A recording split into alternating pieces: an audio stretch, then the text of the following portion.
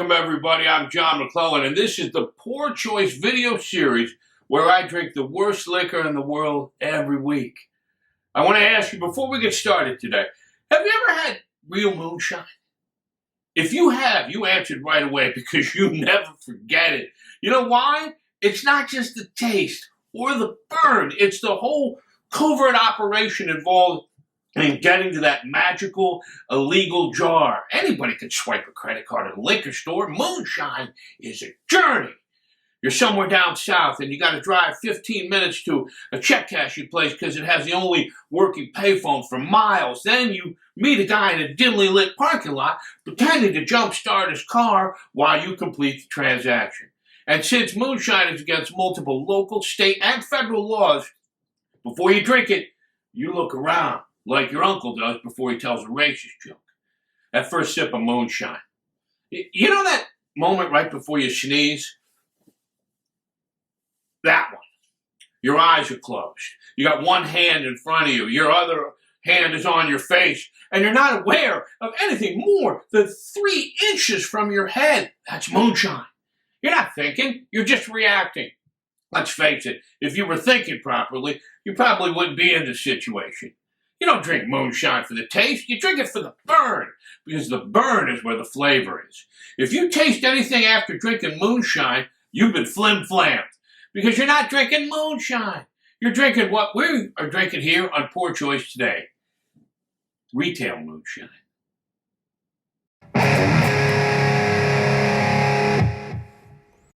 A little history first. People have been making their own booze forever. But moonshine really got some traction during the Prohibition period in America. Moonshine is different from other homemade hooch because it's not made at home. It's made outside in a still, and it's made at night, moonshine. This concoction made from corn mash has traditionally used mason jars as a vessel because at the time of the Prohibition, everything was canned to preserve it. So everybody had mason jars. You could drink straight from the jar, and the lid keeps it sealed and fresh. Good moonshine will last you longer than a checkbook in the 21st century. If you're not comprehending the amazing news I'm trying to impart to you, let me explain it another way. Moonshine is the pumpkin spice for people with outstanding warrants. Now, what confuses me here is why you would take something treacherous like moonshine and try to make it palatable. People want danger. The transition story from good to bad is entertaining, way more than from bad to good. Everybody wants to hear the story about Ozzy Osbourne snorting ants off the sidewalk like cocaine, but nobody cares if he eats an egg white omelet. Let me use a toilet metaphor to make this really go home. If everything's getting flushed down, it's working perfectly. But if it comes back up again, well, everything's ruined. Behold, Maple Bacon Retail Moonshine.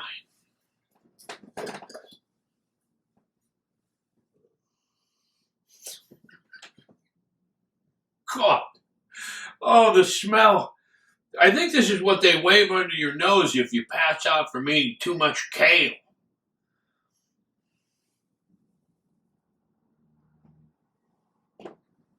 Oh.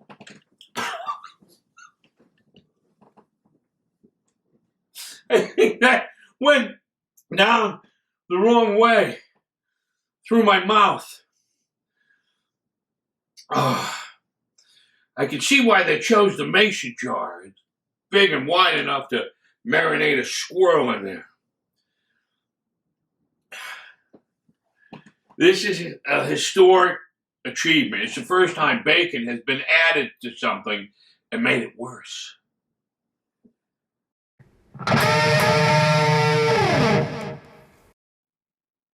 The use of a mason jar for a retail moonshine is just for show. You might as well put it in one of those $16 water bottles that grown men who still wear bike helmets use. Some things are just better going the illegal route. Driving a car, for example. If you have a suspended license or no insurance, you are a much better driver. Speed limits are observed and turn signals are used liberally. Doing your taxes, that's another thing that comes out better if you don't follow the rules. If you don't think The hooch from this show isn't going to be tucked neatly under the office supplies category of my taxes. Thank you for being a first-time viewer. So, how do you make retail moonshine taste like illegal moonshine? You steal it! I'm John McClellan, and this has been Poor Choice.